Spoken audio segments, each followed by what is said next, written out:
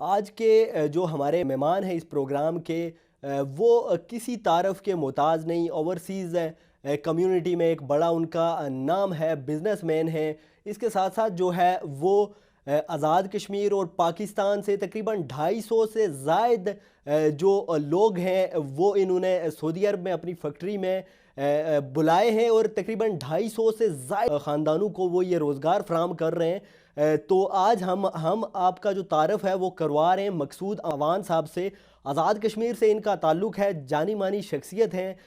تو سر، آپ سب سے پہلے ہمیں یہ بتائیے گا کہ آزاد کشمیر سے سعودی عرب تک کا جو سفر ہے وہ کیسے رہا آپ کا؟ بسم اللہ الرحمن الرحیم۔ سب سے پہلے تو آپ میرے گھر آئے، آپ کو میں خوش آمدید کہتا ہوں۔ میں نے آج سے تقریباً 40 سال پہلے میں یہاں پہ جاب کرتا تھا، پھر سعودی عرب میرا جانے کا پروگرام بن گیا، تو وہاں جا کے کچھ عرصہ وہاں بھی میں نے جاب کیے، لیکن بعد میں نے اپنا بزنس سٹارٹ کیا۔ تو اللہ تعالیٰ نے مجھے اس میں کافی کامیابی دی، تو پھر آج ابھی تک جو ہے میری وہاں پہ فیکٹریز ہیں، اور اس کو سعودی ارامکو کو ہم سپلائی دیتے ہیں۔ تو سب سے جو بڑا کلائنٹ ہے ہمارا وہ سعودی ارامکو ہے۔ تو الحمدللہ اللہ تعالیٰ نے بہت ترقی دی ہے، اور اس کے ساتھ ساتھ پاکستان میں بھی انویسٹ کیا ہے، پاکستان میں ریمیٹنس وغیرہ بھی بھیجتے ہیں۔ ملکی معیشت کو مضبوط کرنے میں اوورسیز جو پاکستانی کمیونٹی ہے اس کا بڑا کردار ہے۔ تو آپ کیا سمجھتے ہیں کہ آزاد کشمیر میں بزنس انڈسٹری کو کس طریقے سے مضبوط کیا جا سکتا ہے؟ یہ اس طرح سے بہتر کیا جا سکتا ہے کہ ٹورزم کے لیے سب سے ضروری ہے کہ ٹریولنگ کے لیے سہولیات ہوں، آنے جانے میں لوگوں کو مسئلہ نہ ہو، جگہ جگہ اپنا ٹورزم سپاٹس ہوں جہاں پہ لوگ رک سکیں، اپنا ریسٹ کر کے جائیں، چونکہ یہ ہمارا جو پہاڑی علاقے ہیں یہاں پہ کنٹینیو تو سفر مشکل ہے، راستے میں ان کو سہولیات ہوں گی تو وہ آرام سے سفر کر سکتے ہیں۔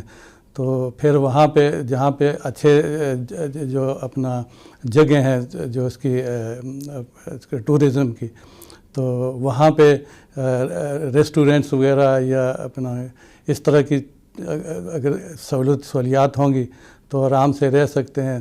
اس سے آزاد کشمیر کو بھی فائدہ ہوگا اور ٹورزم کو بھی سپورٹ کیا جا سکتا ہے۔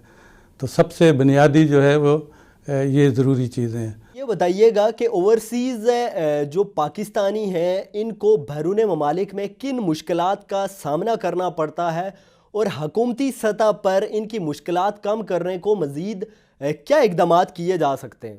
جی، یہاں پہ انویسٹمنٹ لانے کے لیے آپ کو تو پتہ ہے یہاں پہ بہت مشکلات ہیں۔ اس کے لیے جو ادارے ہیں ان کو بھی موبلائز کرنا ہوگا کہ آپ سپورٹ کریں باہر کے انویسٹر کو۔ تو اگر تو یہ اس پہ گورنمنٹ اگر توجہ دے تو کافی معاملات حل ہو سکتے ہیں، اور زیادہ سے زیادہ انویسٹمنٹ بھی آ سکتی ہے، اور ملک و قوم کو بھی فائدہ ہوگا۔ تو ہماری تو کوشش ہے، کیونکہ ہم تو مجھے جو کافی باہر اپنا امریکہ، یورپ ادھر ادھر انویسٹ کرنے کے مواقع ملے، لیکن وہاں بھی ہے، لیکن زیادہ کوشش یہی رہی ہے کہ اپنے ملک میں انویسٹ کریں، اور یہاں ملک و قوم کو فائدہ ہو اور عام لوگوں کو فائدہ ہو۔ آزاد کشمیر میں ابھی تک تو انڈسٹری لگانے کے لیے کوئی خاص کوئی خاص سہولت نہیں ہے، کیونکہ نہ کوئی صحیح انڈسٹریل ایریا کسی جگہ ہے۔ وہ اپنا میں مظفر آباد سے ہوں، مظفر آباد میں بھی شروع میں سٹارٹنگ میں آج سے کافی سال پہلے تو انڈسٹری کے لیے کچھ جگہ لی تھی گورنمنٹ نے، لیکن وہ وہیں پڑی ہوئی ہے، کوئی اس میں ڈیولپمنٹ نہیں ہے، کوئی سہولت نہیں، کچھ نہیں۔ تو انڈسٹری کے لحاظ سے تو ابھی تک بالکل کوئی سہولت نہیں۔ اگر گورنمنٹ کوئی ایسا انڈسٹریل ایریا بناتی ہے تو باہر کے انویسٹر کو اگر کوئی سہولت دیتی ہے تو میں سمجھتا ہوں کہ یورپ سے، سعودیہ سے اور اپنا گلف سے تو کافی انویسٹر آ سکتے ہیں۔ آپ کا کیونکہ ایک سیاسی بیک گراؤنڈ بھی موجود ہے، تو مستقبل میں آپ کیا آزاد کشمیر کی سیاست میں آنے کا ارادہ رکھتے ہیں؟ جی بالکل، انشاءاللہ ارادہ رکھتا ہوں، اور یہ ضروری نہیں ہے کہ بزنس مین سیاست میں نہیں آ سکتا، اور صاف ستھری سیاست بھی کی جا سکتی ہے، اور بزنس مین سیاست میں آ کے اور بھی خدمت کر سکتا ہے عوام کی، لوگوں کی. تو ہے اگر اس کے لیے یہ ہے کہ ماحول صحیح ہو تو سیاست صاف ستھری ہو تو اس میں آ سکتا ہوں، بالکل آنے کا ارادہ ہے. ہمارا جو پولیٹیکل سسٹم ہے اس کو میچور رہنے کی کافی ضرورت ہے. تو اس میں جو ہمارے ارباب اختیار ہیں تو یہ ان کے پاس اختیار بھی ہے، وہ کر سکتے ہیں. مقصود صاحب اپنے قیمتی وقت کا بہت بہت شکریہ.